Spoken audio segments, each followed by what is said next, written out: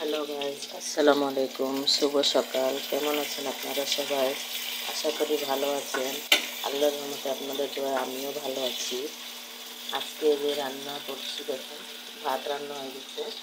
এই যে আমার ঘরের পালা মুরগি, দেশি মুরগি ভুনা করবো। পেঁয়াজ দিয়ে দিয়েছি, এখানে পেঁয়াজ লাল হয়ে আসছে, টমেটো কেটে দিয়ে দিয়েছি। এখন এখানে আমি মশলা দিয়ে দেবো। আদা রসুন বাটা, হলুদ, মরিচ, ধনিয়া এক চামচ করে সবাইকে দিয়ে দিলাম। মশলা কষাবো। আজকে আমি বেশি কিছু রান্না করব না, ভাত আর এই মুরগির গোস্ত। আর রাত্রে সবাই আমাদের বাসা আলু পরোটা খাবে, তাই রাত্রে আলু পরোটা বানাবো, সেটা আপনাদের সাথে শেয়ার করব, দেখাবো।